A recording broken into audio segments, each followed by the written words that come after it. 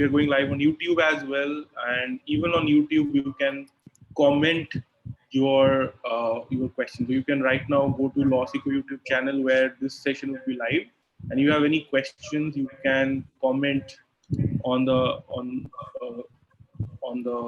video. Like under the video, you'll find an option to comment, and you're most welcome to share your questions and comments so that we can take them up. The reason we have to shut down the chat because of Zoom bombers, there's a lot of disturbance these days that we are facing. If we keep the chat open, many people come and distract the session, and so that has been causing some disturbances. So welcome. We can get started. So let me start with Bobby, and let's welcome him. And there are a lot of people in the waiting room. Let me just admit all of them. Yeah. Okay, great. So let's get started. Hi, Bobby. How are you doing? It's early morning in Texas, and Srividhya ma'am also. It's early morning in Texas. Thank you for waking up early and joining this session so early in the morning. It's 7:30 in the morning, right? Or is it earlier? Bobby is muted. Yeah, Bobby. Good morning. It's actually not quite that early. I've been up since that early, but it's a little later. It's around 9:30, so not too bad. So if you come to the US, you don't have to wake up that much earlier. Okay, great. Okay, so why don't you tell how are things in Texas right now? How are things at Texas A&M University Law School, and what has happened since all this hit? How did this impact the law school, and how's the state doing overall? Sure. So one thing to note, and I'm sure this is true in India as well, is that the relative impacts of COVID-19, of the coronavirus, vary pretty widely, even within countries, right? So in the US, for example, New York City has been hit very hard. The West Coast, particularly San Francisco, Seattle, state of Washington, have been hit very hard. Florida has been hit very hard. But then there's lots of places where we have seen much less of a spread. Now, some of that is just timing, right? So depending on when social distancing kicked in the given area, we've seen different. So the reality is that we have seen, relative to some of those other places, relative to, kind of the East Coast and the West Coast, we have seen far fewer incidents of coronavirus. Now, obviously it's an ongoing thing we're monitoring to see what happens, but so far it's been pretty good. And then the compliance with the social distancing mandates has been good. And so it looks like, we are hopeful that although obviously there have been some deaths, there have been some infections, we're not seeing the kind of explosive numbers, tens of thousands of deaths that you're seeing in New York, for example, or some of the other places. So Texas in general has been pretty good on that count. That's the first piece. The second piece is that because of Texas's economy, we have sort of one of the strongest economies in the US in terms of economic growth and development, and just the strength of the economy. Things are generally holding up pretty well. The one caveat to that is that the oil and gas industry is suffering a lot, and that's a big industry in the state of Texas. So that's hitting us a bit. And then the last one is then for Texas A&M University and for the law school, we are again somewhat helped by the fact that Texas A&M University is now the largest university in the United States. So as a matter of resources and the ability to weather something like this, we're kind of like an aircraft carrier in a storm, right? So if you're in an aircraft carrier, of course, the boat tilts some, but at the end of the day, the boat keeps going. If you're in a sailboat in that same storm, you'll go under the water. So the university has been helped, and of course, we're helped by being part of that. And then the last one, the law school is doing well overall. So we actually, the one thing I tell people was we immediately, just as the coronavirus was hitting the US, US News and World Report announced their rankings, and Texas A&M Law School jumped 23 points in the US News rankings, the biggest jump of any school in the top 100. We went to number 60 in the rankings, but unfortunately, everyone was only talking about the coronavirus, which is okay. but so we've been impacted in that sense. But broadly, right now we have our programs this spring, at least we're online with our classes to comply with the rules. But we're already trying to figure out what is that going to look like come the fall. Obviously the topic of our conversation today. Can I add to that just a little bit? Yeah, please, please go ahead and share. So absolutely, I want to endorse our 23-point jump to in the US News ranking. Our IP program, of which I'm a part, the intellectual property program, is now top 10. So is our arbitration and mediation program, and we have other programs also that's in the top 15, I believe, our energy and environment and other programs. So that's something I would like all of you to take a look at. But the most important thing I want to highlight is given, and I do want to thank our leadership both from the main campus as well as within the law school, we have a commitment to ensure that we not only welcome students during this difficult time, but we both at the law school and at the university level want to make everything possible to be flexible and to accommodate so students who were interested in pursuing education despite all of these tumultuous period are able to do so. So that's a commitment we have at Texas A&M, and I think Dean Ahdieh wants to facilitate that, right? So something for all of you to think about. Right. If you can tell a little about how has the university dealt with this unprecedented situation, because there is social distancing going on, and how do you still manage to keep classes going, or how Sure. How does academic work happen? How does it impact evaluation, for that matter? So we, and again, Professor Ragavan can speak from the faculty perspective as well, but our commitment is to a high quality education and to making sure students have all the opportunities for getting that education, for connecting with their professors, for networking professionally, these kinds of things. And so we were not by months, but by weeks. We were probably a week to 10 days ahead of most schools in our decision that we were going to shift to online for this spring. What that meant is we had a little more time to plan intelligently. We also have at Texas A&M pretty good frameworks already in place for being able to do online coursework. And so given the sort of expertise we had and the time we had, we transitioned pretty smoothly. I would say, within 2 days, most of the glitches or most of the challenges we had managed to work through, and we had students up and running. The reference I gave was that it was about a week into it, maybe not even a week, maybe 4 or 5 days in. And one of the professors at the law school who teaches internet law and privacy law sent an email to the whole faculty, and he said, I am trying to figure out in Zoom, if I divide the students up into breakout rooms, and then I bring them back together, and then I want to break them out again, can I break them up into the same groups, or is it random? And so I replied and I said, look, if that's your problem, clearly we're doing okay, right? So we really are working to figure out what are the ways that we ensure that, even for these online courses, students are getting robust training. We are engaging with sort of, outside, lawyers and judges and the like to create opportunities for students to connect. We're creating opportunities for students themselves to connect robustly. So we're basically trying to, as much as you can, without physically being in the same room, to create that sense of community and connection. Now, from my vantage, go ahead, Ramanuj. Yeah. So, I have been speaking to some students who are currently doing LLM programs or JD programs, and not only law, like many other things as well. Sure. What they're saying is that it's not quite the same when you are attending a program online through online classes, and rather than actually being present in the campus and attending classes physically. Of course, it's not possible because of social distancing norms. But beyond that, do you think something can be done to reduce the gap? Maybe, like what can be done to or maybe this is just a bad year for people to do I didn't hear the end part. Maybe it's just what? So I was asking that many students. No, I heard that part. What was the last thing you said, Ramanuj? You said maybe it's just what? Maybe it's just a bad year to do. Oh, I see. Good. Okay.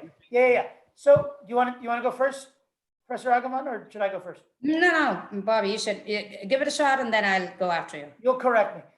A couple of things I'd say. The first is, it's what I would describe it as. It's different, right?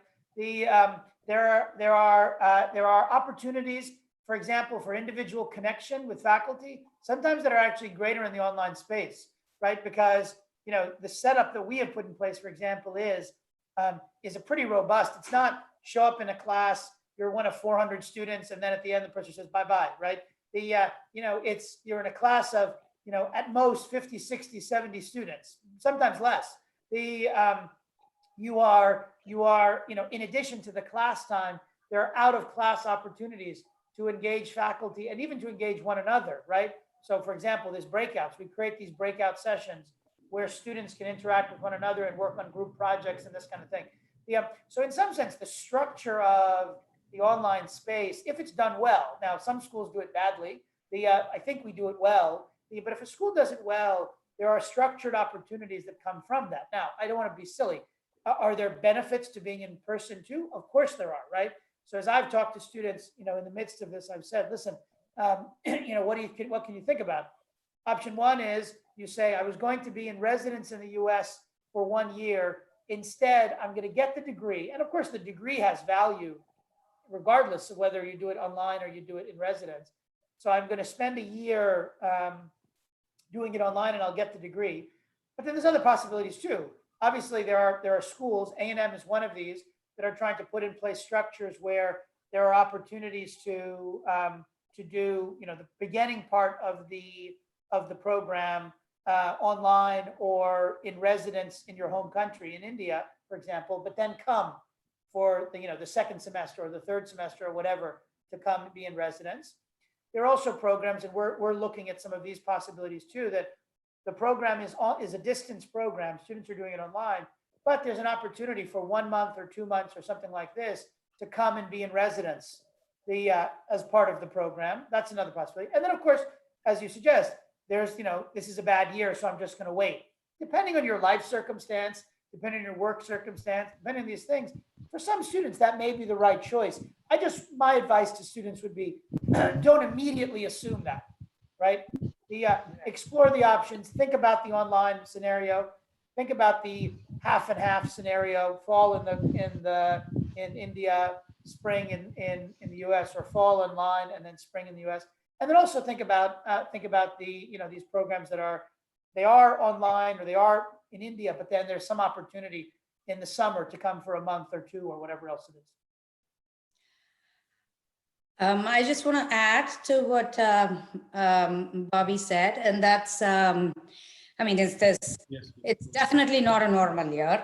Are there issues? I can't say there aren't. This is as smooth as it can get, but yes, it's different. We have adjusted to the new situation, and we'll accommodate and adjust more, and we'll do our best to accommodate the students. But from a student perspective, life happens, right? Not everything happens according to plan, and unfortunately it's happening now, right? So I always like to think that as bad as things can be, there has to be some positives even within that, right? So there are several positives that we can see here. Like what Bobby said, you could spend half a semester in India, and you could spend the rest of it in the US. You could offer something innovative to us. If you've been accepted, say in a state where there is a much higher incidence of COVID, then write to us and come over to Texas A&M. That's another possibility. Make the best of it and come over to Texas A&M or to a Texas school or another place where there's a lot of job opportunities, like Dallas, right, which has a lot of job opportunities. Obviously, the LLM online gives you more opportunities as well. So yes, there are negatives, but you're all you should look at the positives and see how you can make the best of it. That's what I would do in your situation. And again, can I add to that again? So Professor Ragavan points out again, you're going to location X, and you can't go there because of the state of things, but you go to location Y.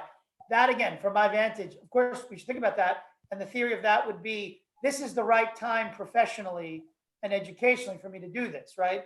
So again, so it's not, in some cases, there will be a benefit to doing a program now, right? And then it just becomes, can I do it now?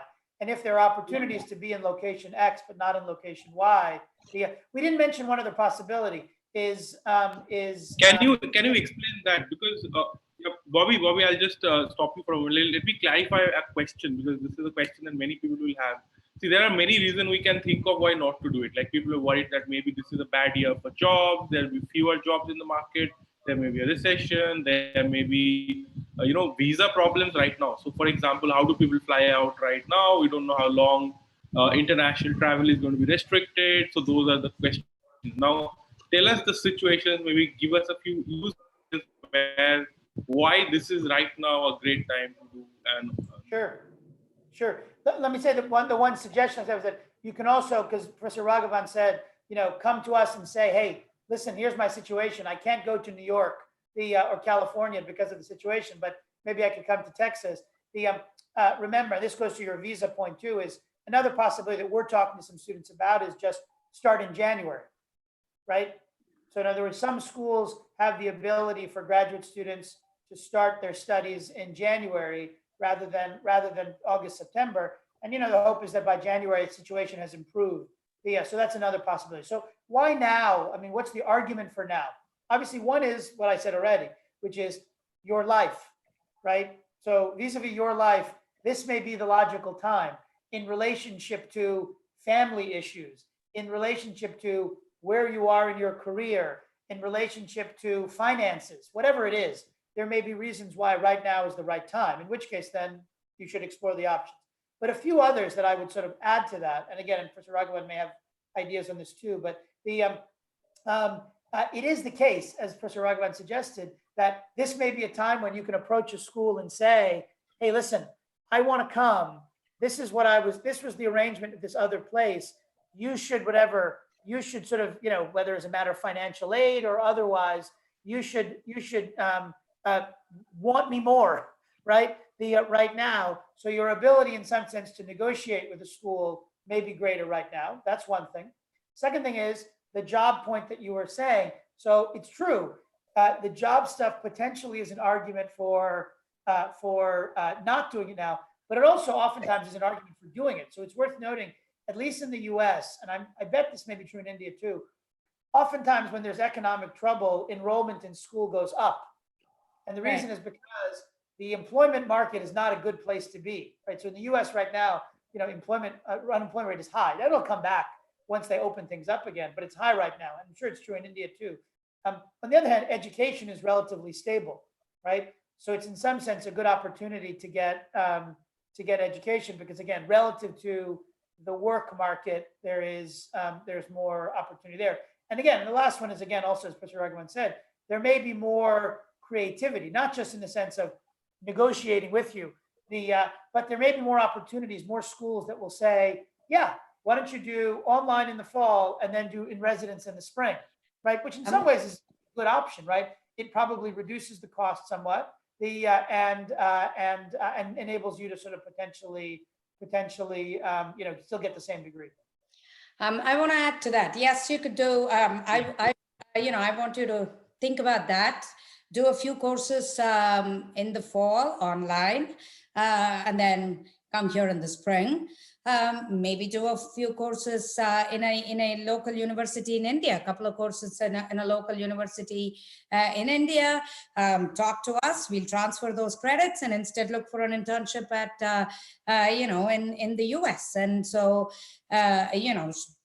be creative and we'll work with you, and that's where Texas A&M is different. We are willing to work with you and help you in your creativity as well in this difficult time.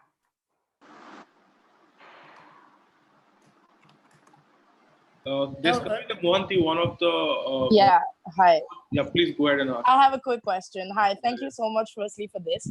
My question is, if a lot of students decide to defer their admissions for the next year, how will that impact the students who are applying this fall? Like I am applying for 2021 LLM. So if a lot of students start deferring their admission, say in like a couple of really good universities, how could that impact us? Thank you. But first or? Sure. So again, I'd say, look, so obviously these are hard, it's a hard question.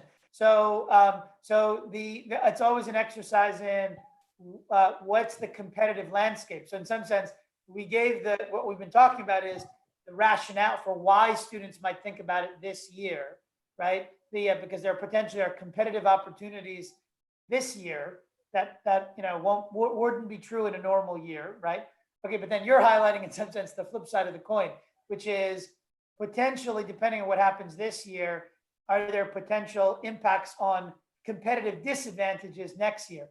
Very hard to tell. I obviously, again, we don't know. But if there is a shift, you can imagine that the pool. Two things happen. One is people haven't applied for this year, so they instead go to next year, and then there's more people applying for the same number of slots next year. You could also imagine that students who are in this year defer, as you're suggesting, and then they're starting next year. And so then there's just fewer slots, right? So if there's the same number of slots, if 100 of them are occupied by students who were going to come this year, then there's fewer slots to compete for. I do wonder whether the January thing potentially is worth thinking about, right? So again, it's not unique to us, but A&M is among the schools, Texas A&M is among the schools that has the opportunity to start in January, right? So potentially January is an intermediate ground, right? That way you are not potentially, if you think that most of your classmates and friends and peers are going to be trying to start next August, September of 2021, then potentially January may be an attractive window, because you're avoiding that. Kavita, can I say one more thing here? If you believe that, in some ways, much of that depends on how it all pans out, right? But this is a year where we are absolutely working with students to help them apply. We have waived application fees. We have waived several of the requirements. Applied this year. Talk to our consultant, apply this year, get admissions and defer it to next year if that's what you want to do. Because this year, because of COVID, we've done, we've become very, very flexible to ensure that students don't, you can apply to us directly. You can send all of our application materials to our consultant in Bangalore. So we are actually facilitating quite a bit of that. So make use of that, apply, get admissions, and then defer it to next year. So that way you don't have to pay. Okay, so we have another question from Kavita Mohanty. Sorry, this is Balaji Chandrasekhar, Kavita we just spoke with. So I'm going to unmute Balaji, and there are a few people still joining in. Balaji, I'm unmuting you. Yeah, Balaji. Good morning, ma'am and sir. This is Balaji, finally a law student from Chennai. So possessing interest in the domain of IPR, and I'm looking forward to apply for an LLM next year at Berkeley. So now I have few questions to which I beseech your reply. Firstly, how to seek fellowship at Texas A&M University? As previously I had applied for Shamnath Bashir Fellowship in IP. So is there any prerequisite? And secondly, what is the scope for Indian law graduates in US after LLM? So could you just brief upon the job opportunities available? So these are the two questions, sir. Okay, thank you. I want to go first, especially Balaji, you said you applied for the Shamnath Bashir Fellowship? Yes, he said that. Yeah.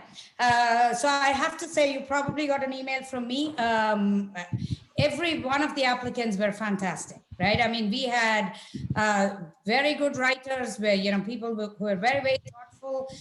So I'm pretty sure, we had a set number of applicants, about 90 or about close to 100, I think 85 or something like that. But every one of them was very good, and so we were impressed with every one of them. As far as getting fellowship with Texas A&M, I can assure you that this year, almost everyone who applied this year have gotten a fellowship and a scholarship at Texas A&M.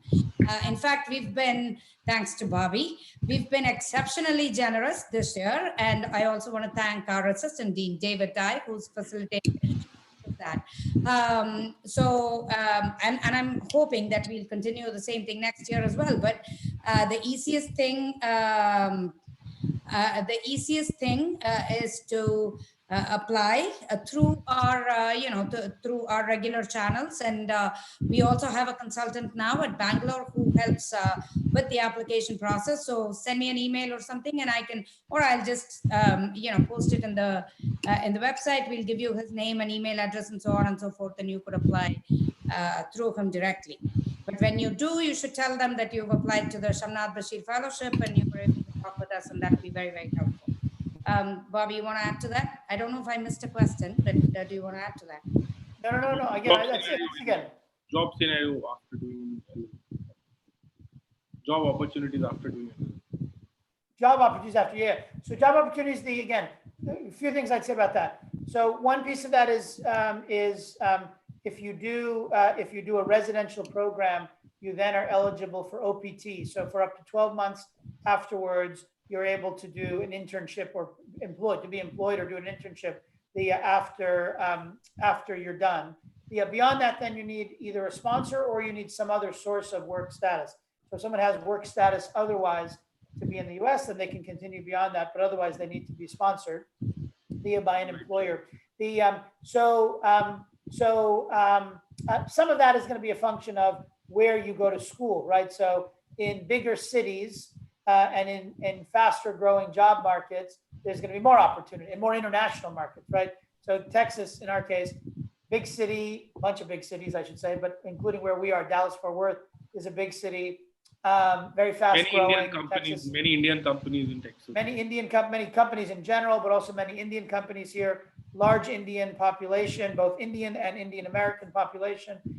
So I think the opportunities are good here, but again, I want to be careful about that you shouldn't think of it as, usually the way I advise students is, you should think of it as, unless again, you have work status, that after you finish your graduate studies in the US, there are opportunities to get experience in the US, but in general, for most students, it's not remain in the US permanently, right? Again, unless they have visa status, unless they have work status to be able to do so. So I just want to add some experiences I had with the LawSikho students and some people we have had the opportunity to work with who went and did their masters in the US. So what we saw was very interesting. So if you are a lawyer in the US and you are looking for legal jobs, you want to work in law firms, you want to work in courts, that may be a little different. But there are a lot of opportunities with startups. And it is not necessary to work in the US that you have to necessarily live in the US. So if you are a qualified lawyer in the US, it's a very much a possibility that you live in India and you have clients in the US and you can even run advertisement in the US, because unlike in India, you can actually run advertisement even on Google in the US. And it is a common practice. And you can have clients in the US. In the US, you can do many things. You can even collaborate with lawyers in the US and do some of the work sitting in India. It's absolutely viable, and there are people who are doing this. There are people who are drafting US patents. Few days back, we had a webinar with a US company in Maryland who shared how there's a lot of patent-related research is happening from India. Patent drafting is happening in India for US. Similarly, there are many other things. So if you have the right qualifications, if you have even the license to practice in the US, which is a great, this is a great year in that way that, many states are even canceling their bar exams. So literally, if you right now go to the US, you might end up not having to write the bar and still getting the bar qualification. Anyway, even if you have to write the bar, and there are certain bars you can give after doing. So in Texas, for example, or in California, or in New York and some other places, you can write the bar and then you get licensed to practice in that state. And then even from India, you can practice. So if you think of job opportunities, you need to be a little creative, especially in a scenario where people are working from home anyway. So people's willingness to hire you even if you're working from India, is really high. And another thing I just wanted to say, like, of course, while hearing about why this is a great year to do an LLM, two things comes to mind. One, obviously, competition is very low right now because most people are opting out. So that has created a kind of a situation where law schools are very happy to give more scholarships. It's easier to get through. It is you get more attention from the teachers because like universities are also wanting to create success stories and show that, look, even in an environment like this, as an university, as a law school, we are thriving. And that's I mean, there's a different kind of resilience and commitment. This is not another average batch. Like anybody who's doing LLM right now or doing a JD right now or whatever other course right now, there's a whole different level of commitment from the faculty members, from the universities, that this is a batch that must succeed, right? So would you agree, Bobby and Srividhya, on this, both on the job part and as well as this, whatever I suggested on the... I think Tanvi has been asking, raising her hands for a question, and okay, also... So raising hand is literally not on the screen. There's a function called raising hand which you can use, and I will let you pick if you want. So Tanvi, there are two Tanvis. And I think Ali Ibrahim also has asked. Yes, Tanvi. And Srinivas. Hi, yeah, so I will come to Ali. Yeah, I didn't know about the reaction option over there, so I've been raising the hand. Actually, I wanted to ask about the other countries which accept the applications still late, like European countries or UK. They accept the applications all year round for fall or for spring. So what is the situation over there? Because they convey the admits and all the other the admission processes a little late than US and Canada, compared to US and Canada. So their admits come around June, July. So what is the situation over there? Will the courses cancel, or will it go on? Again, obviously we don't know those markets as well. At least I don't know those markets as well. But so maybe others have comment on this. What I would tell you is, again, the hard thing right now is that, Tanvi, the level of uncertainty is so high that even those places don't know yet what the situation is, right? So that's the hard thing, is that even if it's later, whether it's later or earlier, we just don't know right now. Now, the reason later is relevant is because we may know in a week or in 2 weeks or in 3 weeks, right? So that's relevant. But what I would tell you is that I wouldn't necessarily assume that the past practice is consistent. Obviously there are visa issues that potentially put a time crunch on things, but my guess is that if in 3 weeks or 4 weeks everything was all good and everything was open, my guess is that you would see US and Canadian schools would also say, okay, we're back in business, and considering applications, right? So I wouldn't necessarily think that the timeline last year tells you much about this year. The one other thing is that again, that's again to the uncertainty issue, I guess I would say, is, so we know at A&M that we are going to be up and running in the fall, right? We know we're going to be offering the classes. We know there's going to be a full complement of classes. We know all that. The only relevant questions are, is everyone going to be in one room? Are we going to take the class and do a morning session and then an evening session, right? So that people are more spread out. Or are we doing it somewhat online and somewhat in person, or are we doing it all online? We don't know that, right? And again, and that's hard because again, you might say, well, I want X and I don't want Y.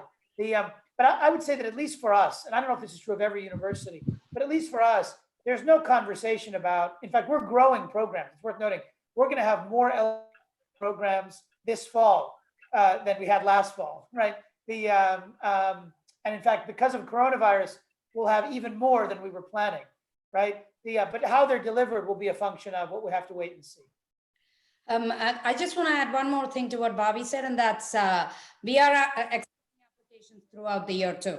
So you could apply. So we have rolling applications, rolling admissions throughout the year too, and so that may be helpful in some ways, right? There are some questions about networking opportunities. like we are also streaming live on YouTube at the same time. And there is this question from Manjil Shah about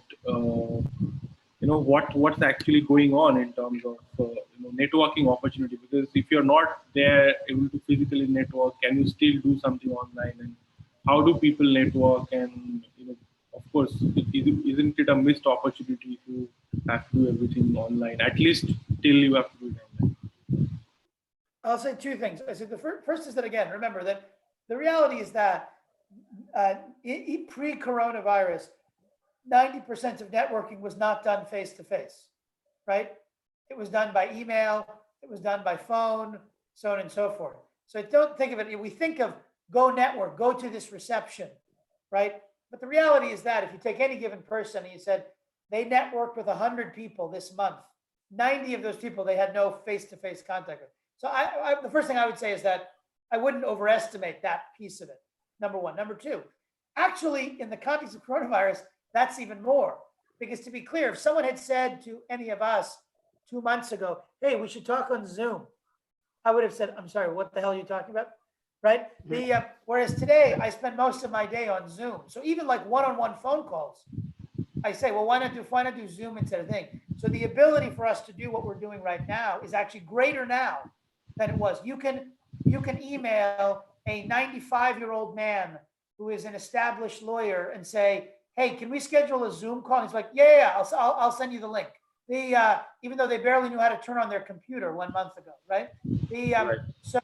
So I actually think in that way, there's more opportunity. And the last thing I'd say is that I think the smart schools are trying to create them. So we will at A&M today or tomorrow, we're sending an email out to 6,000, are associated with, or graduates of or otherwise associated with the law school, to tell them we want to ask you to sign up to mentor a student. Right? And the reason we're using is because that is more important now than ever. Now, to be clear, it was important 1 year ago too, and it'll be important. But we're using coronavirus as an excuse to tell them to do that, and they're going to say yes. Lots of them will say yes. And that creates more opportunity. So actually, I wouldn't assume that okay, well, online there's no mentoring. In some sense, because of everything happening, there may actually be more of it in this. There were some questions from another question from YouTube from Tanvi Kapoor.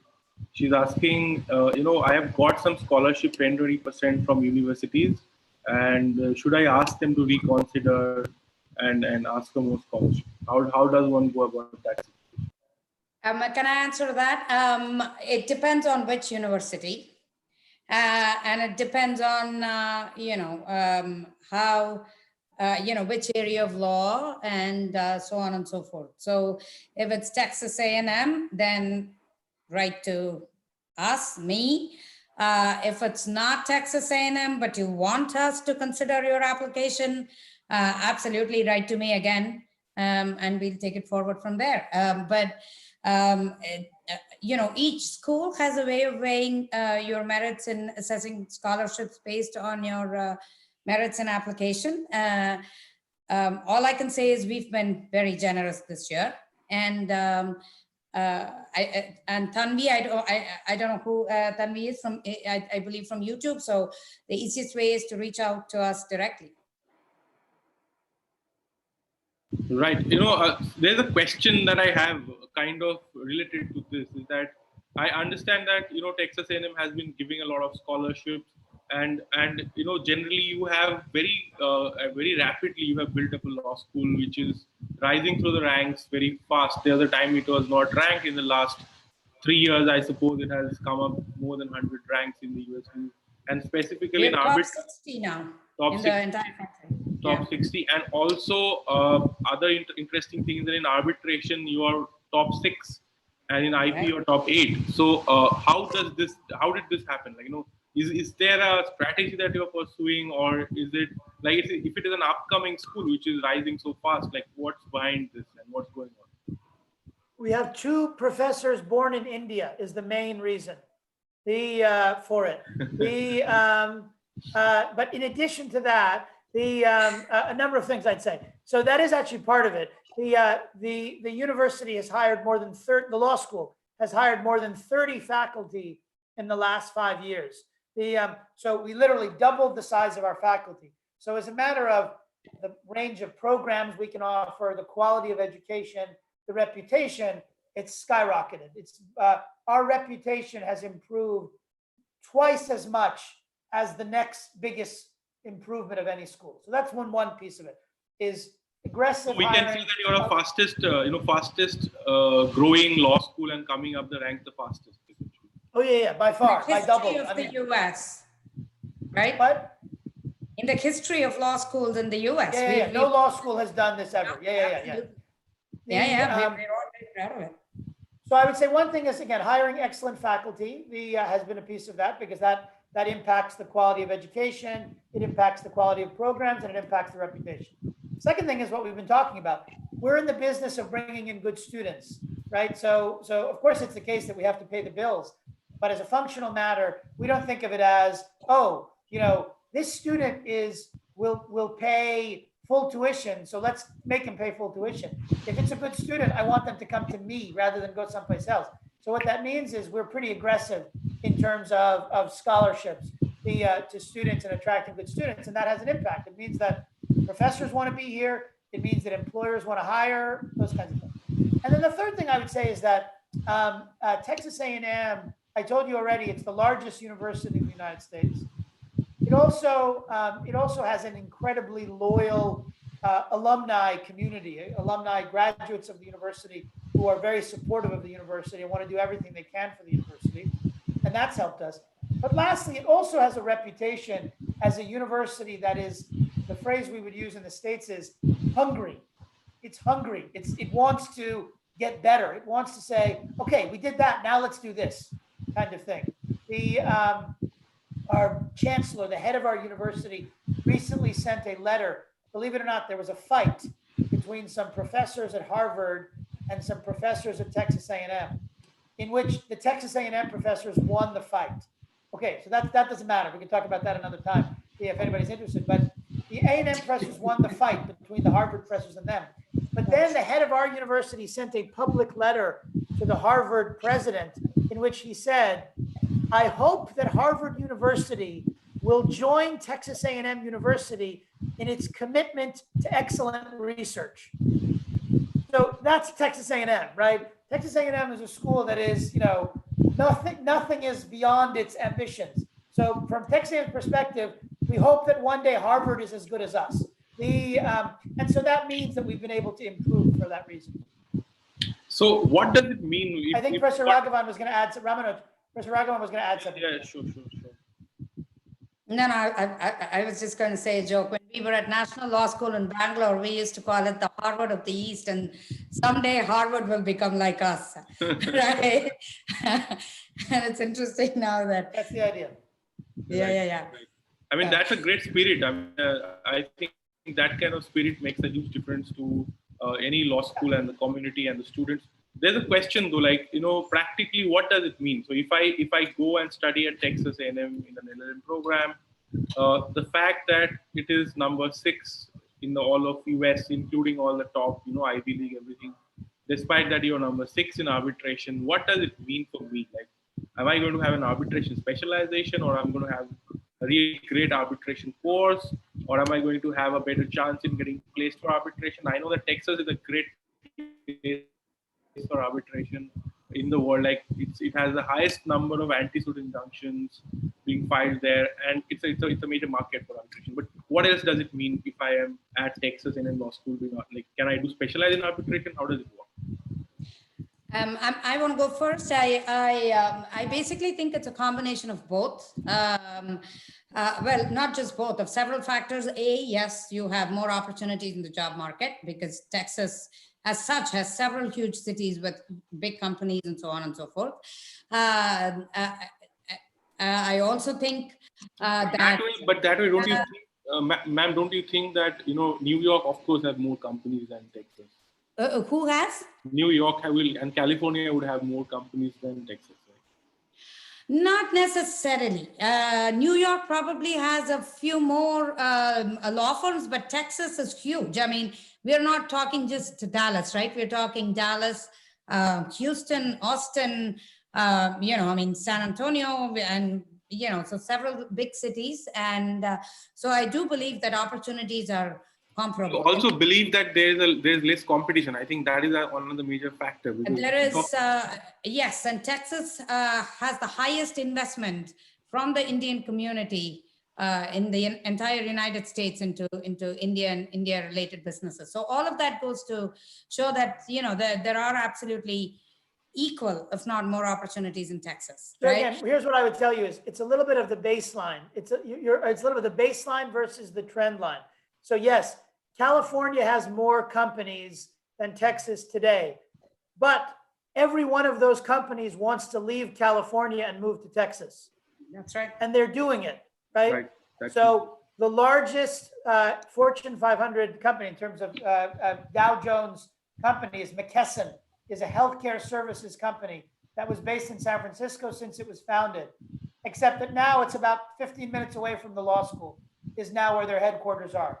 Charles Schwab, probably the most famous San Francisco company, investment company again, he has moved its headquarters from San Francisco to about 20 minutes away from the law school. So that's the issue, and that's very simple.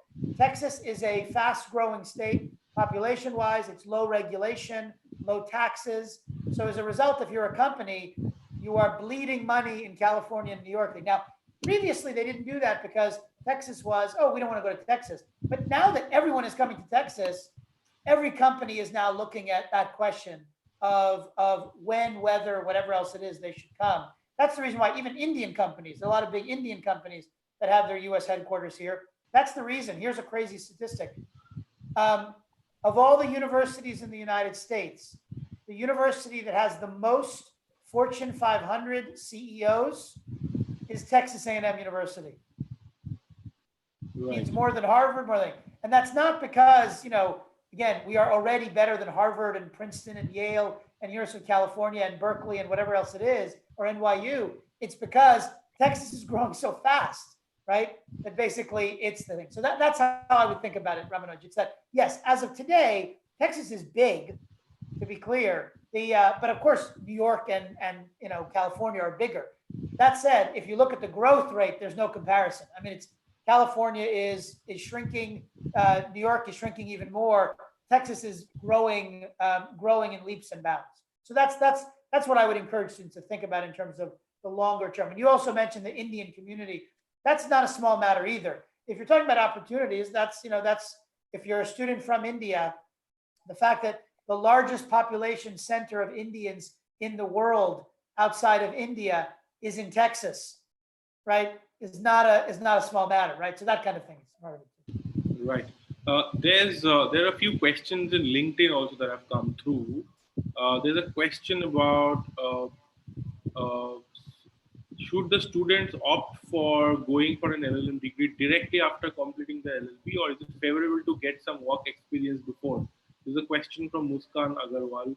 She's a student at Faculty of Law, University of Delhi.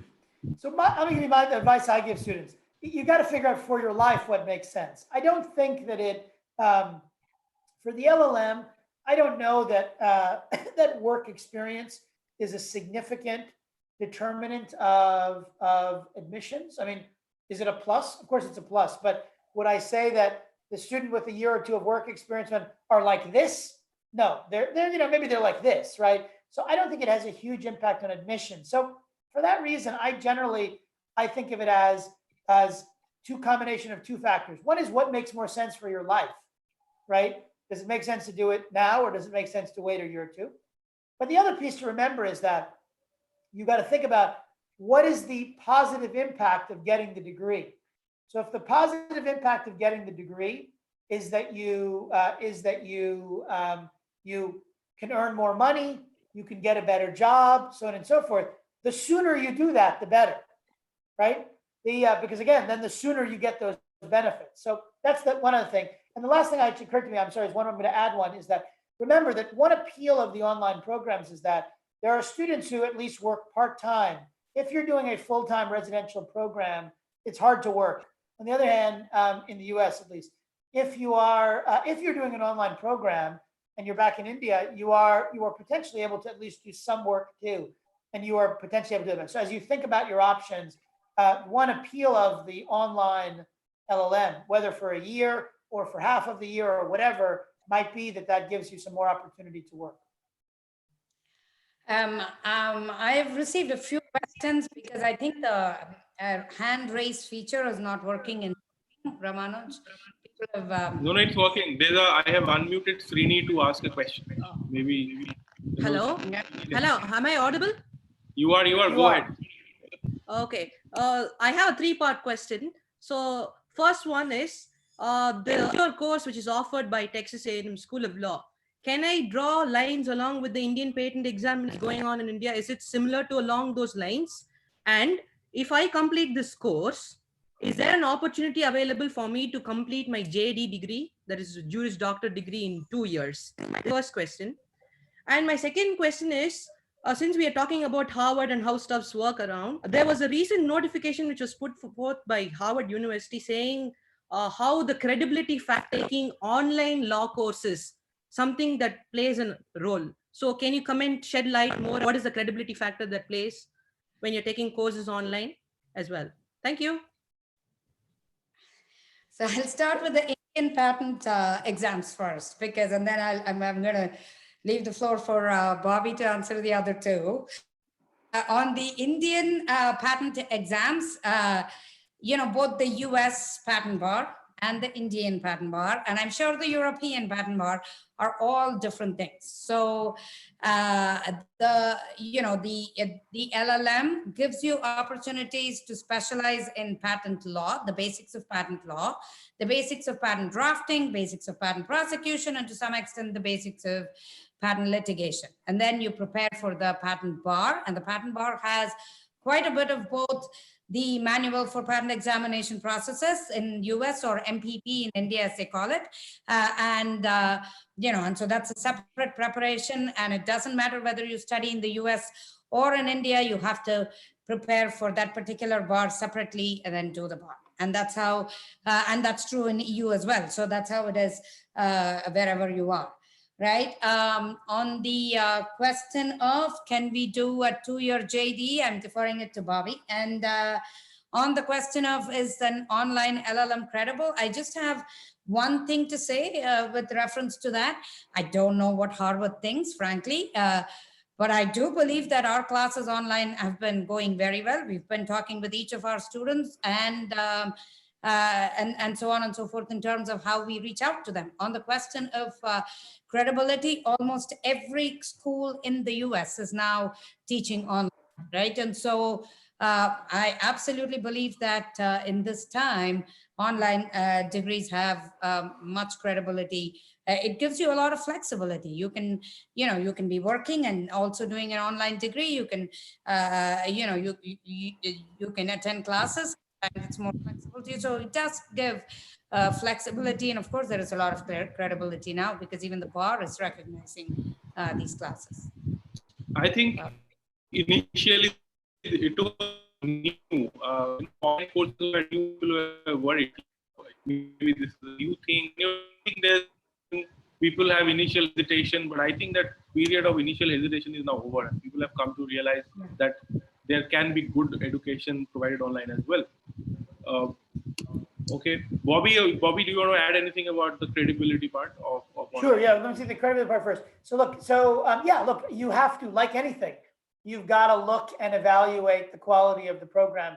And again, some of that's the overall reputation of the institution. Some of it's how long have they been doing online programs, these kinds of things, right? So from my vantage, Harvard is correct. And so now Harvard means something different.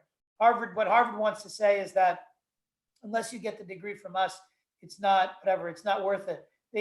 Because it doesn't have the Harvard brand. Let me be clear. I've seen some Harvard online programs that were horrible. Now, to be clear, Harvard also has excellent ones, and to be clear, everyone does, right? So it's not. I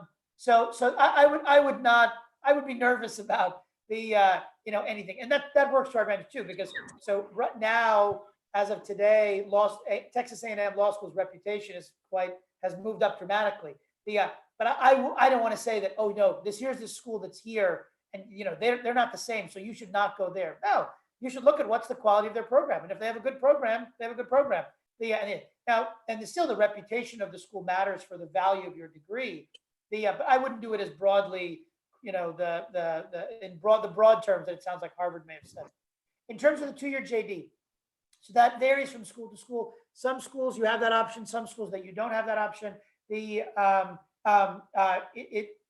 2 different questions here. One is, what is your ability at that same school to do a 1-year LLM and then move into the JD program?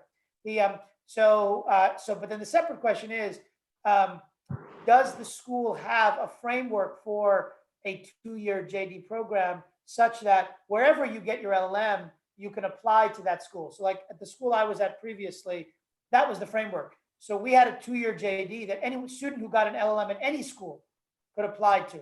So the way I would think about this is, you want to get the best LLM you can, and then to the extent to which you decide you want to get the JD, well, you're going to look for those schools. They're usually called an accelerated JD, or a JD with advanced standing is what it's usually called.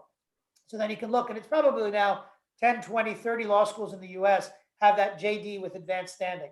We're looking at the possibility at A&M, but we haven't yet decided. Okay, we have Pavni with us. She has a question. I have unmuted. Please go ahead.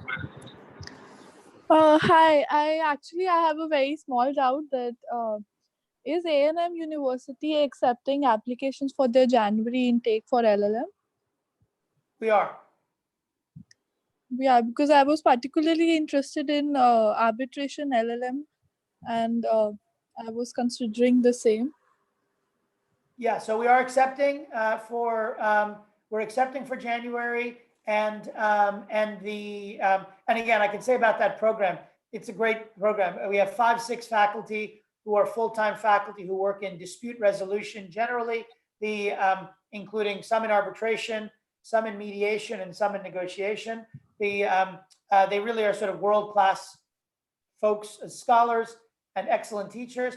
They also, because of their reputation and the number of them, the school has also kind of become a hub for, how do I say this, for discussions about arbitration and mediation and negotiation broadly. So in terms of the overall frame, it's a good place to be. There's a reason why we're now number 6 in the country in that area. Sure. It's because of the faculty we have. Great. Okay. Thank you. I think Professor Ragavan was going to add something too, but she's muted. Sure. I think Ramanuj, you've muted her. Yeah, Professor Ragavan is muted.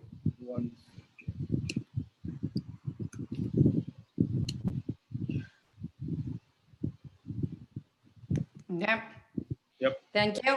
I just want to say at Ramanuj, I want to send the name of our consultant in Bangalore and his phone number and email address and everything, so it becomes easier for people who want to apply. Very simple. Anybody who wants to apply, just I am on every WhatsApp group, right? I'm going to share my number also here, so that anybody who wants to reach out, feel free to do so.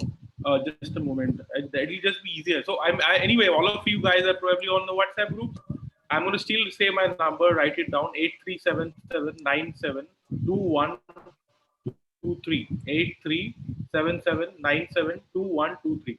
So if you want to apply, just let me know. I'm going to connect you right away with Srividhya ma'am, or you can drop me a mail. It's ramanuj@ifleaders.in. I can connect you over email with Srividhya ma'am, and anyway.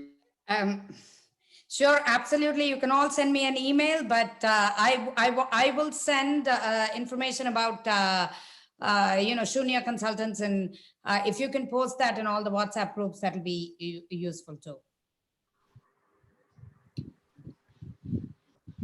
I will share. Is that okay? Wants to apply, we'll yeah. Okay, so let's just check. Are there a few more questions? Let's try to take a few more questions. Next, I think Ali Ibrahim has been wanting to. I can't see him. He's not. His hand is not up. Oh, yet. he's not Ali, here? you can ask Okay. question. Come and raise your hand again. I'm gonna unmute Nischay. But I got a really interesting question on WhatsApp. Somebody messaged me. and requested not to be named in the session, is asking that what are party schools in the US? Should I go to a party school? What are party schools in the US? Good. I don't know that I'm an expert. No one would accuse me of being an expert on partying. I'm too old for that. Look, to be clear, there are actually rankings of that. I hate to say it. It tends to be public schools, public universities versus private universities tend to be higher in that rank. Bigger ones tend to be more so. And then it becomes a little more, again, sort of mix of different things. But that's the extent of expertise I can offer on that question. So I think Ramanuj will appreciate this. I went to the National Law School of India in Bangalore. So that kind of gives you an impression of how much of a party school that I have been to. Yes, there are some party schools in the US, but I think Texas A&M falls kind of in the middle. Well, in NUHS The was law the school, party of course, school. probably is not, but you should feel free to go to one if you want to. Okay, great. So I think we have to invite some party experts for webinars to answer this question. We need some other expertise. That's for the next webinar. Not mutually exclusive. As much as I don't know if Bobby will agree with me or not, but it's not mutually exclusive. You can still be a geek and party. Okay. Bobby probably will disagree with that vigorously. I'm going to plead the Fifth Amendment. I have no comment. Okay, so let's have Nishchay. Nishchay, please go ahead and speak. Good afternoon, Mr. Robert, and good afternoon, Professor Srividhya. Good afternoon. Yes, I'm a final year student in Faculty of Law, Delhi University, and I just have one question that if I look towards settling in America permanently, so is it suitable to do a complete 3-year JD or do an LLM in terms of job opportunities and everything? Okay, so I can give my thoughts on that. Then again, others may have thoughts on it too. So in the U.S., the JD is the dominant degree. So again, there are LLMs who practice law in the U.S. But the dominant degree obviously is the JD. So if somebody told me I'm simply trying to maximize my job opportunities in the U.S. And cost doesn't matter and time doesn't matter, and I can get admitted to a equally good JD program, okay, then do the JD program, right? Usually those things are not true, right? Cost matters, time matters, and again, there's going to be differences in terms of the program that a student can get admitted to for an LLM versus a JD. But the one other point I would make is that, back to what I said earlier about the job market, it still is the case that if some student does not have work status, they can do OPT for 1 year, whether they do a JD or an LLM, right? And then beyond that, they need to be sponsored. So if you get your JD and you're not sponsored, then after a year, you still can't keep working. Now, are the odds greater of getting sponsored with the JD? They are. But are they sufficiently good that it's worth the 2 additional years, the additional costs, and the potentially going to a less strong school? I don't know. That's what you'd have to evaluate. Does that help? And just one last question. In terms, some of the schools in US, they also offer Global Access JD, which is a 2 years accelerated course. So will that be fair enough to do in comparison of 3 years complete JD course? Say it one more time. What's the 2-year JD? The 2 years JD. So 2-year JD, here's what I would say, and here's why we're still weighing it. The job market for JDs is generally structured around 3 years, right? A lot of the arc of getting good experiential learning opportunities in law school are structured around 3 years. Preparation for the bar exam, to some extent, is structured around 3 years. So it's not, none of those things say a 2-year JD is bad. They're just reasons to be cautious, right? So I wouldn't automatically say 2 years is better than 3 years. Of course, it is better because of time and money, right?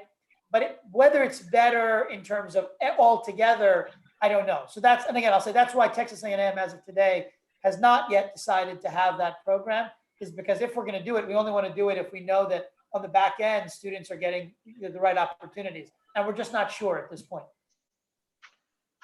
Thank you, Mr. Robert. Just one last thing I would ask you, that you mentioned about the sponsorship after the JD or LLM. If you said that obviously if you get a sponsor, it's easy to work there. So if I do have a sponsor there in America, then in terms of job opportunities, is it better to do a JD? It would be much better, right? If you have a Again, sponsor, subject how to does the it cost. matter? If you have already a sponsor to LLM, it will be faster, right?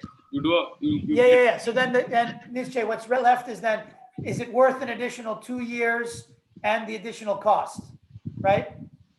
Right. So that's that question. So, and Ramanuj is saying, if you have a sponsor, then you have the sponsor already. Why waste 2 years and an additional X amount of money?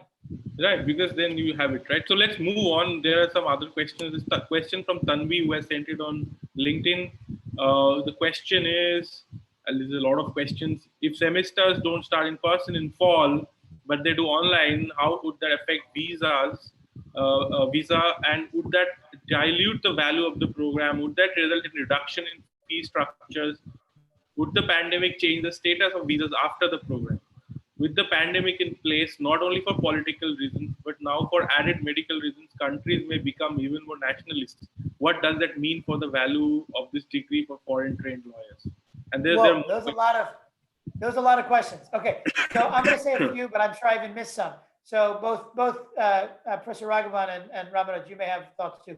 So the first thing I'd say, let me start with the end part. Look, I have no idea, is the short answer, what the world will look like post-coronavirus. I actually, again, in general, if you look over a 100-year period, for all of the ebbs and flows of nationalism and parochialism and India first and America first and kind of nonsense, the broad trend is consistently towards being more global. Consistently, the any 20-year period sees that. Of course, in the middle of the 20-year period, there may have been a we don't like foreigners, or we love foreigners. Yeah, but the trend is the same. So look, as a practical matter, what does this highlight? This highlights the need to diversify your supply chains. This highlights the fact that what happens in a small town in China, it's not a small town, obviously, but whatever, what happens in a town in India or China or Iowa potentially impacts the whole world. So in that sense, I actually expect that the equilibrium on the back end is that people recognize that this nonsense about, I'm going to protect my country and not your country, you're going to die then, right? It's not, there is no such thing. So I'm suspicious that on the back end, there will be less value placed on global education, global exposure, global relationships, global networks, whatever. So I'd say that. The relative value of it's online versus not, this semester, most law schools in the US are now going to pass-fail grading because it's too hard to figure out how to grade and whatever else it is. And of course, the question was, students say like, oh my God, what will happen to me? Law schools, JD students have always had 6 semesters of grades.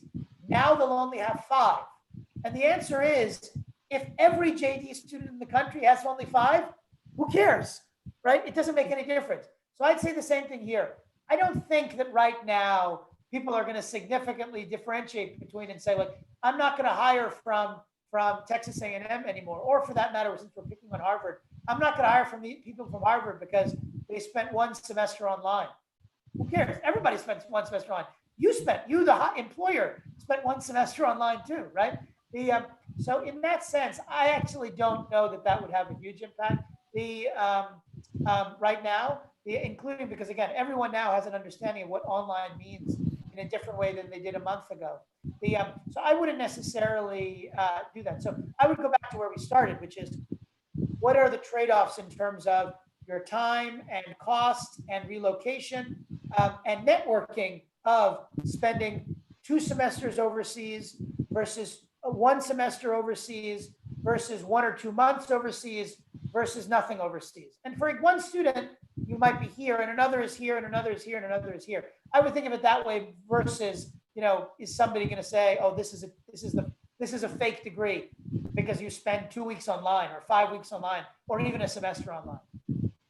Do you think that cost of doing an LLM or JD will come down if it is happening like good online education is not cheap. Program online. So would there be a difference in? So I would say that again, what I would tell you is, and again, right, because good online education isn't cheap. If you do it, can you produce a cheap online degree? Of course you can, right? And it's a cheap degree, just like you get a cheap car. You can get a cheap car or a cheap house or cheap food. The car may break down, the house may burn down, and you may get poisoned by the food, right? But that's not the model. The question is, so are there ways that online education can be used to reduce but the cost? Bobby, there'll be a reduction in cost simply because they don't have to spend time in the US. So No. That's not the degree. The degree may have a different value, right? So there may be other costs, but the cost of a degree may not necessarily be cheaper. Now, to be clear, I understand.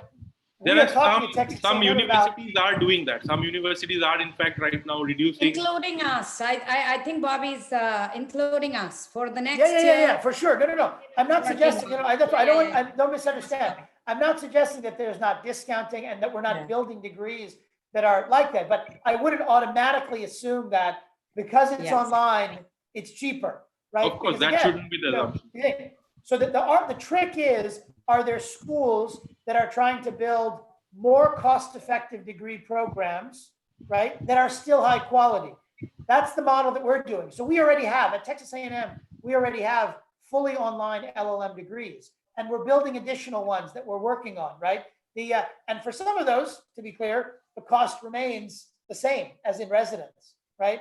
And for some of those, the cost is somewhat lower. And for some of them, the cost is significantly lower, depending on how we're structuring them. But I wouldn't think of it as, oh, it's online, so it's cheap, right? Necessarily. If that makes sense. Of course.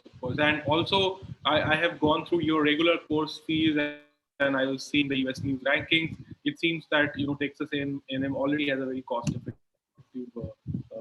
degree in place. We do. We work really hard. In fact, I work with David a lot to ensure that, and so does Bobby actually, to ensure that we are cost effective and we try to do as much as we can for our students. There's a question also from Tanvi. She's asking that I have got scholarships and in Drexel, Temple, and Denver. If I accept the offer this year, what will be the effect on bar exams next year?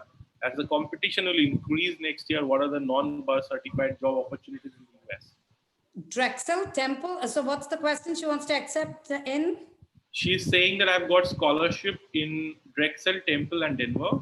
Should I accept the offer right now? Because then I'll do it next year and then I will have to write the bar exam. Even if I go now, I have to write the bar exam next year and competition will increase next year. So will it be harder to get jobs?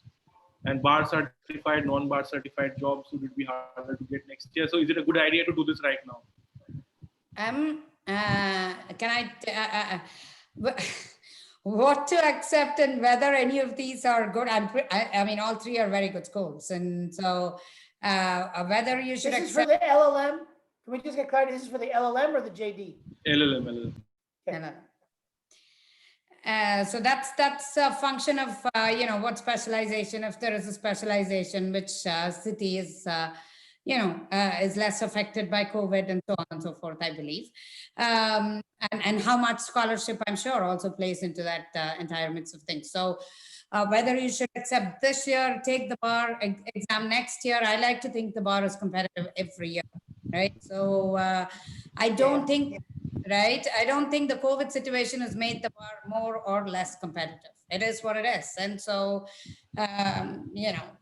so the opportunity right now, I'd suggest is that you can go and in fact ask other universities if they're open to taking you now, because there are fewer applications. So why just restrict yourself to these universities? Reach out to more universities. They might waive your application fee. Ask them if they're going to give you more scholarship. Right now, it's the buyer's market, right? So The universities want students more, and you have all the power, you have all the bargaining power, make full use of it, like go talk to more people. Right, Tanvi? Yeah. So I would say, I would agree with Ramanuj. That's the biggest thing, is that, again, think of it as an opportunity in terms of weighing your choices and say, okay, here's another school that, given my interests, is a good candidate for me to consider. So, so I'm going to apply to them. Contact them as well and see, are they still accepting applications and this kind of thing.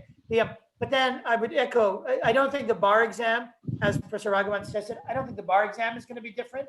The one other catch I'd say is that you do need to check and make sure whether a school A will let you defer your start. Some schools do and some schools don't. But a second question is, sometimes schools will let you defer your start, but you don't take your scholarship, right? So you'd have to check with the schools to make sure that if you wait a year, that you still you can do that, and that you'd have your scholarship. But the biggest thing I'd say is look, say, all right, these are options. What are other options that, given my interests, are good? If it's Texas A&M, contact us. If it's somebody else, contact them and say, hey, I'm trying to figure out what to do. What's your situation? You know, are you still giving out scholarships? Blah, blah, blah. Right. And you are giving. So those who want to apply should apply. Great. There's a question on this. I think we're not going to take too many more questions after this. There's one question that I see is about whether, there's a chance that Indian lawyers will be allowed to practice in the US without getting an LLM or without writing the bar exams. This is a question by Devanshu. He has asked this question on LinkedIn. Anything you want to say on that? I mean, I don't. I would not recommend it first, even if there's a possibility. So two things I'd say. One is I have not heard of you can practice in the U.S. without the bar exam. I mean, again, in practice, you can be a legal expert on a given case. That you're basically you're working under another lawyer. But practicing in the U.S. in any meaningful way, I haven't read. Now, it is the case that in some states, with a variety of hoops you have to go through, there are options to potentially practice in the U.S. Without any U.S. degree. Those are pretty narrow. So like in my life, and I've been doing this now for, let's see, my God, I'm old, 26 years. I've been working in the legal area. I've met one lawyer who fit that in that category. So I don't know. My sense is that there are a few states where it's allowed, but it's such a super narrow path that, although in theory it's allowed, in practice it's hard. I think that's probably what I can say. All I know about that. Yeah. So I did some research on this, and it appears that in California you can write the bar exam if you are a registered lawyer in India. You are a bar qualified lawyer in India. You can write the bar exam in California without having to give any other, do any LLM, etc. Same in New York, except there you have to apply to the bar council, and if they allow you, you can write. But they'll allow you if they think that the education is common law. But Ramanuj, what I want to say is that again, so I'm a member of the California bar.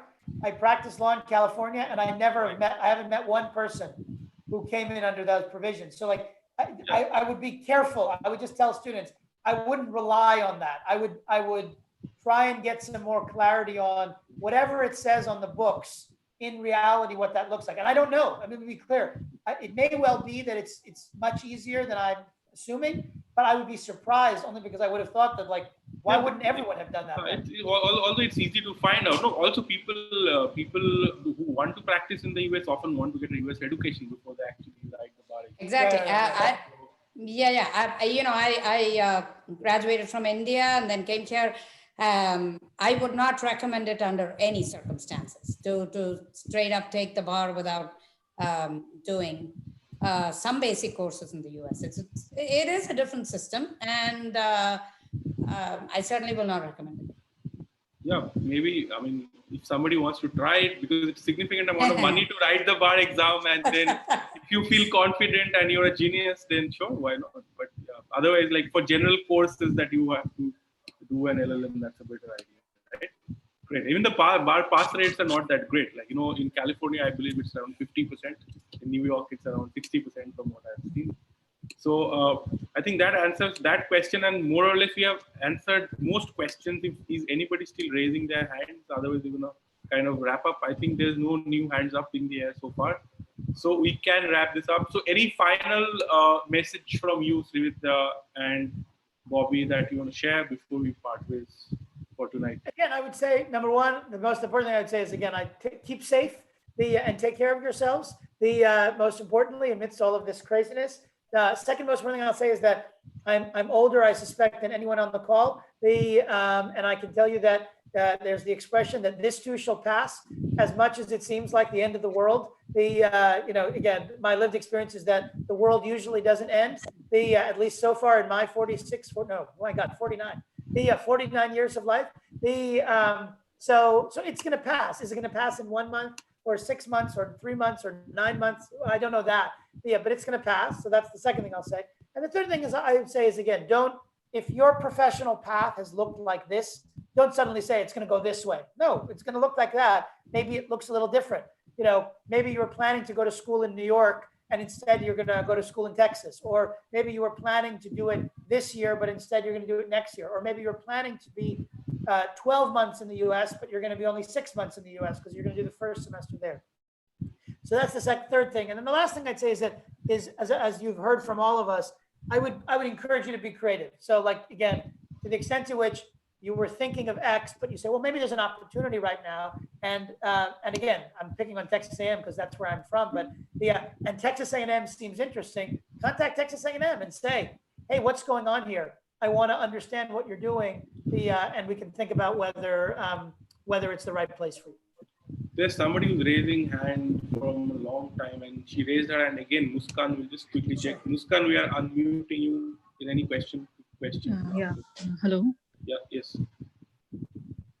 Yes, Muskan. Go ahead. Yeah. Greetings to the panel. My question is in two parts. Firstly, I'm planning on settling in Canada after doing my LLB in India. I'm currently a third-year law student. And I'm planning on settling in Canada. So my question is, would it be more feasible to apply for my PR right now before moving to Canada, or will it be more feasible if I go and get my degree and after that I apply for a PR? After degree, definitely. Once you have a degree, once you have your LLM, all these things become much easier. If you apply right now, your scores for application will be much lower. It's going to be harder. Any comments on that, Srividhya or Bobby? No, I know Ramanuj is right. Although Bobby told me just 2 days back, Sri, you don't know everything about immigration law, but I do think we talked about this, and it's just quite funny that this question is being raised. I think Ramanuj is 100% right. Absolutely, I would finish the degree and then apply. Yeah, once you have the degree, specific points. Yeah, there are points specifically for having your degree, and if you have a master degree, even more points, and if you have a master's degree in law, even more points. So definitely a good thing to look at, and definitely complete your LLB at least before you apply. No. My question was, should I apply for my PR after I obtain my LLM from Canada, or should I get a after, because you'll have more, Okay, more points for your okay, thank you so much. And the second question would be, like, we are in an unprecedented state right now. We have a lot of time in our hands. So what can the candidates do to obtain more credit ratings? Besides publishing their articles, anything else that we can do to increase our credit ratings? Credit ratings? You mean like credibility? Credibility. I'm sorry. Yeah, credibility. Well, you could do online courses. Several schools offer online certificates. You could do some online certificates. Absolutely right. I mean, there are several forums in which you could write on different topics. And then reach out to your professors and see if you can be an RA. Please check out LawSikho courses. We'll give you practice. Yeah, we'll do that definitely. I think so. Yeah. Yeah. Okay. There's Srini who has been repeatedly raising her hand and he has been flashing it even. So I must unmute her. Srini, you already had one question you asked, but next question you can ask. Please go ahead. Yeah, just a follow up to my previous question. So on your website on Texas A&M, the MJO degree is put forth in such a manner that it's designed for people who are not from law background as such. So my question here is, what are the opportunities for people who are doing in the engineering field, who are, trying to shift their career towards law in terms of patents and such as well? For example, someone who holds a Bachelor of Engineering degree in India and is interested in doing their law in the field of law in United States of America? What are the opportunities as such? Could you please shed light on that? In the engineering field or in the patent field? Both in the patent field, from engineering field in India, but who are wishing to switch to patents field in the United States of America. Since, for example, I'll give you a small example. For example, someone who's manufacturing a mobile phone equipment in the Indian industry would have more knowledge about the thing, mobile industry, and he would, very definitely be interested in writing patents, something along those lines. Yeah. So one option is for you to do the MJUR and then do the patent bar in the US, and then get a job as a patent prosecutor in the area in which you've specialized in engineering. The other is do the MJUR in US, do the patent bar, and then at some point in time you want to negotiate with the school, do a 2-year JD, and then get, maybe that's another thing for you to consider as well if you want to if you want to think about that as a career option. But I do want to say that both, I used to work at the University of Oklahoma before, and both at OU and at Texas A&M, it's quite common to find JD students with BE from India, MS from engineering, and masters from the US, and even PhDs in different engineering engineering fields in the US. We've also had medical doctors who wanted to then move into patents, who wanted to, who did either their JDs or their LLMs to specialize in that area. So it's quite common to see that here. So is it possible in Texas A&M where you can finish an MJUR and do your JD in 2 years? Is that recommended? That's something we are working on, and we've been talking about it. I think Bobby answered a question about it. And so that is something in the works, and we are considering that very seriously right now. Okay, thank you so much. Thank you. Srini, I want to add something quickly. Just remember this, that a bigger problem for you to be a good patent lawyer is not just to learn law. You have to learn a lot of technology, right? So whatever area you are in, specialize more in that, learn more about that, and maybe do an MTech, and you can, of course, it helps to do a JD. Depends on whether you want to go more into litigation or you want to just draft patent claims and do invalidation research, etc. So if you are going to be as your take, nobody, lawyers can't do too much of patent work unless they are really good at technology or really good at science in whichever area they are in, chemistry. So remember that if that's something you should focus on. Don't expect that just because you've done a bachelor degree it is enough. A lot of patent experts are PhD in the area of expertise. Okay. I do want to add quickly, very, very quickly, Glenn Lunny in our law school. He's I think he has a master's, probably even a PhD in economics, but master's in engineering, and of course a fantastic lawyer and admitted to the patent bar, and he teaches patent law. Saurabh Vishnubhakt, also exactly the same thing. He has he's finished his engineering degree and then his law degree, and teaches patent law as well. So yes, it's pretty common to find some people in the US both. We have 2 faculty who do that, but a lot of students come with similar backgrounds as well.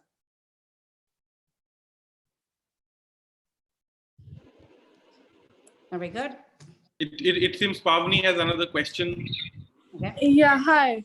So you just said that, you can increase your credit, or maybe it's good for the students to learn from all the online courses that the universities are offering these days. So Harvard and all these universities are offering free as well as some of the paid courses. So if being a law student, if we are taking a few of their free courses, does obtaining their certificates matter? Will it matter while we apply for our LLMs? Because if we have to obtain their certificates, we have to pay, and they are not very decently priced. So will it be just enough to learn, just have the knowledge of the same subject, or rather the certificate will also matter? It really depends on the application, depends on the other things you do. There is no hard and fast rule there. I mean, I've seen students, in fact, this year I've seen a bunch of students who've applied for our LLM program. Some of them have a variety of interests, and they've shown a certain level of mastery in several areas in several different ways, and we give we take all of that into account. So there is no really hard and fast rule as to how many certificates you should have. Should it, is it through MOOC or is it through Harvard? There really is no such rule. So I would urge you to assess, some of those things from the perspective of what you've done, what you want to do. Maybe you could write a law review instead of and a MOOC certificate instead of something else, or maybe take a LawSikho certificate instead of a Harvard certificate. So I don't know. So I would balance it all in the spectrum of things that you're considering. And also write articles and go and help startups, help SMEs, help local trade bodies, work with NGOs. Demonstrate, like you say that you have the knowledge, it's not enough. You have to demonstrate it in some tangible way. Yeah, I'm trying to do that too as well. All right, okay, thank you. Bobby, you want to add anything, or should we wrap? I think. No, what I'd say is that I do think diversity of experiences are valuable. I wouldn't, my the way I tell students is, you want to construct a good narrative of why you're excited to do a program, why it's a fit for you, this kind of thing. I would think of it that way rather than I'm doing X to get me to Y. First of all, we're good at this. We do this a lot. We can see through a lot of that stuff.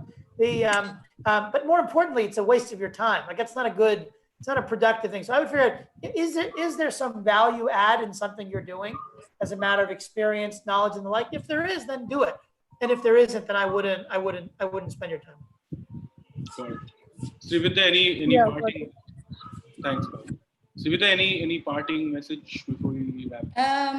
No, I mean, the only thing I would say is, weigh everything in your life and take decisions accordingly.